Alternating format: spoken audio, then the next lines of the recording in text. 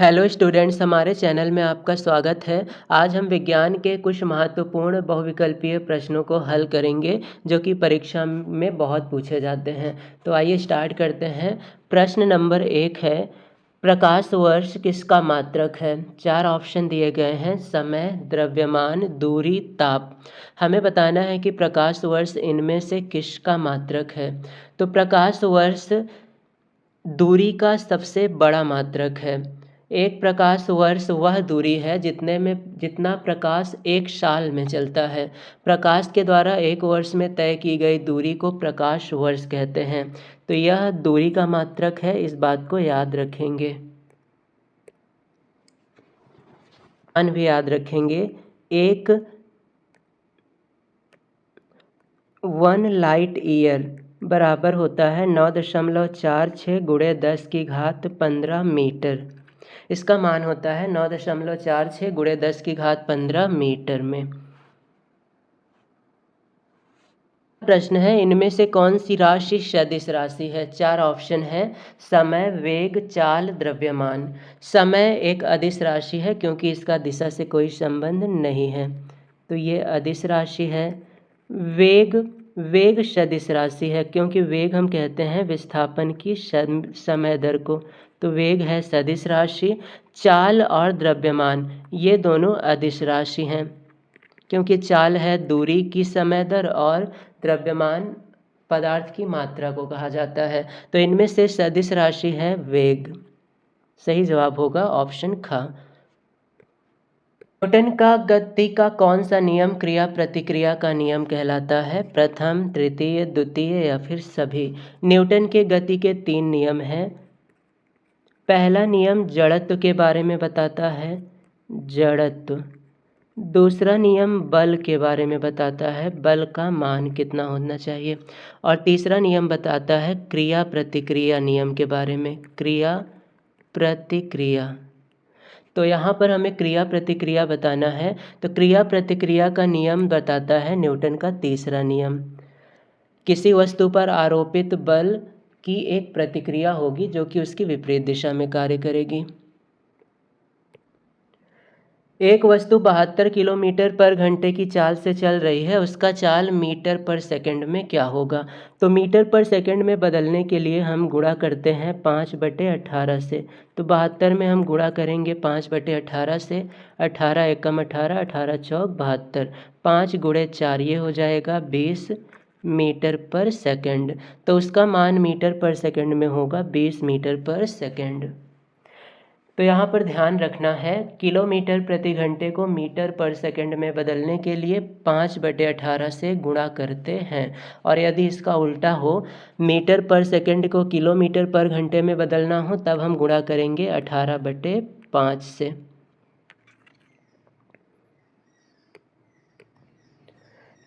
किसी वस्तु द्वारा कार्य करने की क्षमता क्या कहलाती है? 4 ऑप्शन है, बल, संवेग, ऊर्जा, इनमें से कोई नहीं।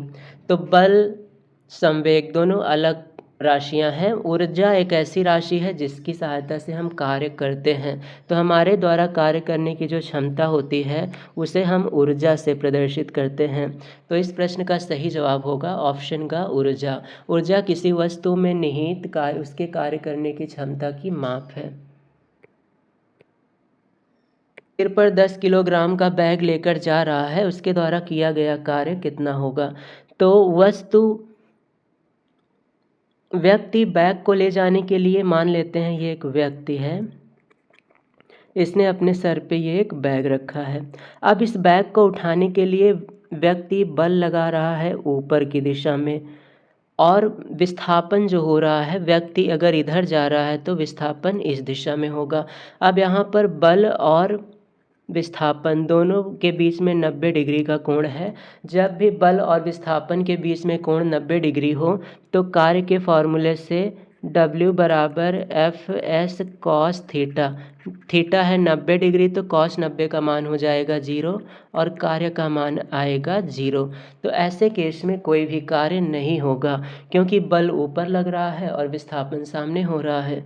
तो यहाँ पर सही जवाब है ऑप्शन डी, 0 जूल कार्य करेगा वह। वेग में परिवर्तन की दर क्या कहलाती है? वेग में परिवर्तन 4 ऑप्शन है: वेग परिवर्तन, त्वरण, संवेग परिवर्तन, सभी। तो वेग में परिवर्तन का मतलब होता है अंतिम वेग माइनस प्रारंभिक वेग बटे समय। तो v अंतिम वेग, u प्रारंभिक वेग और बटे में समय, इसको हम लोग कहते हैं त्वरण। तो v माइनस यू बटे टी बराबर है, ये फॉर्मूला भी आपने पढ़ा होगा। तो कभी भी वेग में परिवर्तन होगा तो उसे हम त्वरण कहेंगे, और विस्थापन में परिवर्तन होगा तो उसे हम वेग कहेंगे। विस्थापन परिवर्तन की समय दर वेग कहलाएगा और वेग परिवर्तन की समय दर त्वरण। मिश्र धातु है, 4 ऑप्शन दिए हैं: तत्व, सामांगी मिश्रण, यौगिक, विषमांगी मिश्रण। मिश्र धातु एक तत्व नहीं है, क्योंकि मिश्र धातु खुद ही 2 तत्वों का मिश्रण है, तो उसे हम तत्व नहीं कहेंगे। मिश्र धातु को एक सामांगी मिश्रण कह सकते हैं, क्योंकि इसमें मिले हुए पदार्थ अलग नहीं दिखाई देंगे, अलग नहीं दिखेंगे।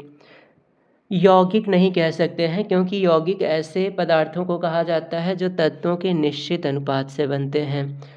विषमांगी मिश्रण भी नहीं कहेंगे, क्योंकि विषमांगी मिश्रण में घुले हुए पदार्थ के बीच में एक सीमा रेखा होती है जो उन्हें अलग करती है।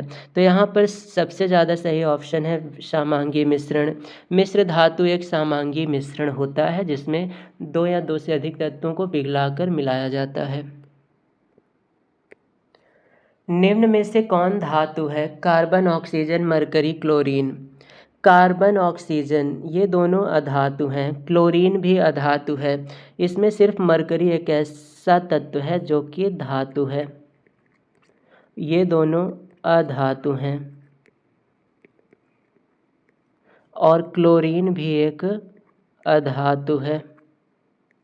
तो हमारा सही जवाब होगा ऑप्शन का मरकरी। मरकरी एक धातु है, अन्य सभी अधातु है। साथ ही साथ ये भी याद रखेंगे कि मरकरी एक ऐसी धातु है जो द्रव अवस्था में पाई जाती है, तो ये द्रव धातु भी है।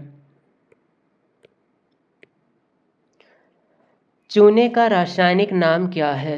चूना 2 प्रकार का है, बुझा चूना और बिना बुझा चूना। तो यहाँ पर हम बिना बुझे चूने की अगर बात करें तो बिना बुझा चूना होता है कैल्शियम, बिना बुझा चूना होता है कैल्शियम ऑक्साइड, और अगर इसमें हम पानी मिला दें तो ये हो जाता है कैल्शियम हाइड्रोक्साइड, और इसको कहा जाता है बुझा चूना। तो ये है बिना बुझा चूना और ये है बुझा चूना। अब चूने को कहा जाता है बिना बुझा चूना। यहाँ पर हमें बिना बुझे चूने का सूत्र बताना है, तो हम कैल्शियम ऑक्साइड की बात करेंगे। हमारा सही जवाब होगा कैल्शियम ऑक्साइड। अगर चूने का पानी या बुझे चूने की बात होती तब हमारा ऑप्शन होता कैल्शियम हाइड्रोक्साइड।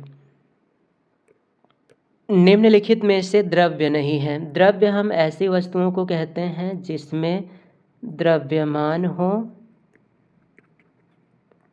और जो स्थान घेरता हो, ऐसी वस्तुएं कहलाती हैं द्रव्य। वायु, जल ये दोनों स्थान घेरते हैं। प्रकाश स्थान घेरता है परंतु इसमें द्रव्यमान नहीं है, जिस कारण से इसे हम द्रव्य नहीं मानेंगे।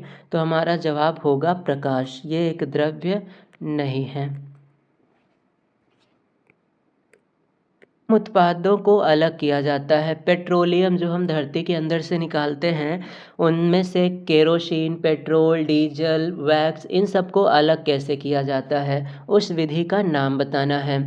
तो पेट्रोलियम के उत्पादों को अलग करने के लिए हम लोग प्रभाजी आसवन विधि का प्रयोग करते हैं, क्योंकि इसमें जो भी पदार्थ मिले हुए हैं उनके क्वथनांक का अंतर 25 डिग्री सेल्सियस से कम होता है। क्वथनांक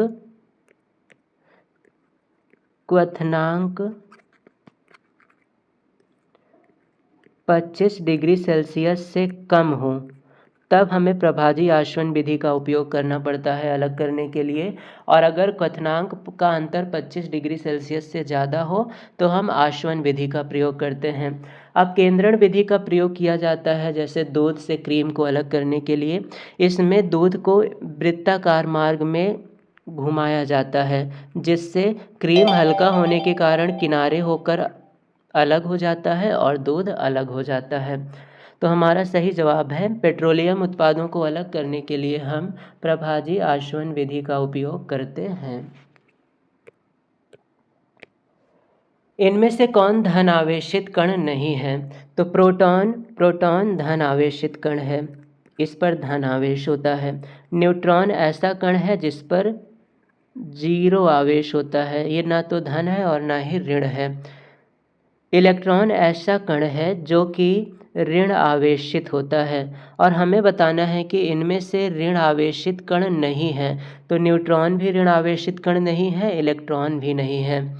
तो हमारे पास यहाँ पर 2 ऑप्शन सही हो रहे हैं, न्यूट्रॉन और इलेक्ट्रॉन। ये दोनों धन आवेशित कण नहीं हैं, तो दोनों ही जवाब सही आंसर होने चाहिए। हो सकता हो प्रश्न में मिस्टेक हो गया हो कि इनमें से कौन धन आवेशित कण है। अगर धन आवेशित कण पूछा होता तो हम प्रोटॉन को आंसर करते, लेकिन धन आवेशित कण नहीं है पूछा है, तो न्यूट्रॉन भी धन आवेशित कण नहीं है क्योंकि उदासीन है, इलेक्ट्रॉन भी धन आवेशित नहीं है क्योंकि ऋण आवेशित है। तो हमारे पास दोनों ऑप्शन सही हैं इस प्रश्न में। राइबोसोम किसकी सतह पर पाए जाते हैं? हमारी कोशिका के अंदर कुछ नली के आकार की रचनाएं होती हैं जो एक दूसरे के समांतर स्थित होती हैं। इन्हें हम कहते हैं अंतःद्रव्यी जालिका। इनकी सतह पर दाने दाने ऐसी रचना पाई जाती है, दाने दाने। इन दानों को कहा जाता है राइबोसोम। राइबोसोम।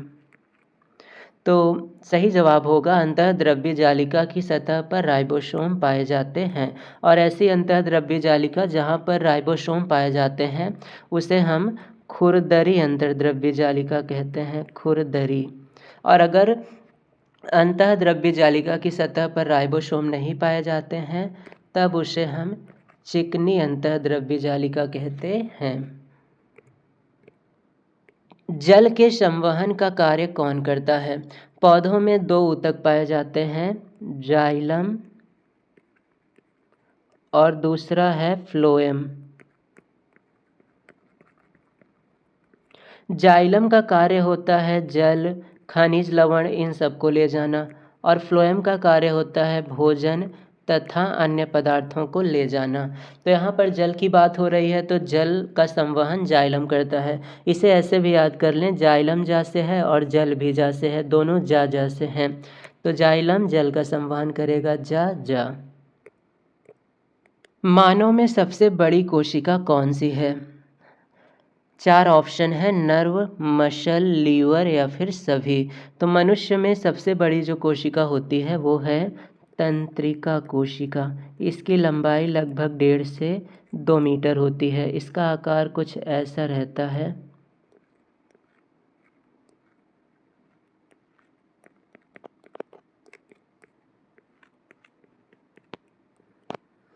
तो इसकी लंबाई या तो 1.5 या फिर 2, इन्हीं के रेंज में रहती है, 1.5 से 2 मीटर। इसलिए हमारे शरीर की सबसे बड़ी कोशिका है। तो सही जवाब होगा नर्व सेल। नर्व सेल का मतलब तंत्रिका कोशिका। अमृता देवा बिश्नोई पुरस्कार किस क्षेत्र में दिया जाता है? 4 ऑप्शन है, जीव संरक्षण हेतु, पौधों की कटाई के लिए, जल संरक्षण हेतु, जैव प्रौद्योगिकी के क्षेत्र में योगदान के लिए। तो अमृता देवा बिश्नोई पुरस्कार को दिया जाता है जीव संरक्षण के लिए। वन में जीवों की सुरक्षा अगर कोई करता है तो ऐसे केस में यह पुरस्कार प्रदान किया जाता है। निम्न में से कौन सी गैस प्राणवायु है? प्राणवायु कहा जाता है ऑक्सीजन को, ये तो सबको पता ही है। सही जवाब होगा ऑक्सीजन, ऑप्शन ख। निम्न में से कौन कोशिका का ऊर्जा गृह कहलाता है? हमारी कोशिका में बहुत सारे अंग होते हैं, उन्हीं में एक है माइटोकॉन्ड्रिया। इसका कार्य होता है ऑक्सीकरण के द्वारा ऊर्जा को उत्पन्न करना। जो ऊर्जा उत्पन्न होती है वो एटीपी के रूप में हमारी कोशिका में स्टोर हो जाती है। तो ऊर्जा उत्पन्न करने के कारण इसको हम ऊर्जा गृह कहते हैं। तो सही जवाब होगा माइटोकॉन्ड्रिया। हमारे शरीर का कौन सा अंग रक्त पंप करता है? हमारे शरीर में हृदय है, किडनी है, फेफड़े हैं, बहुत सारे अंग हैं और सबके अपने कार्य हैं। पहला ऑप्शन है हृदय। हृदय का कार्य होता है रक्त को पंप करना, अर्थात रक्त को पूरे शरीर में भेजना और फिर वापस लाना, भेजना वापस लाना, भेजना वापस लाना, और ये प्रक्रिया अनवरत चलती रहती है। नेफ्रॉन ऐसा अंग है जो रक्त को शुद्ध करने में सहायता करता है।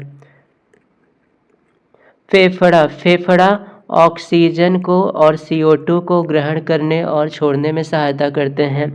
किडनी जो है ये नेफ्रॉन से बना होता है और किडनी के अंदर नेफ्रॉन ही रक्त को शुद्ध करने का कार्य करते हैं। तो इस प्रश्न का सही जवाब है रक्त को पंप करने का कार्य हृदय का है। आज की क्लास को हम यहीं पर समाप्त करेंगे। अगले क्लास में एक नए टॉपिक के साथ फिर से मिलेंगे। तब तक अच्छे से तैयारी करें।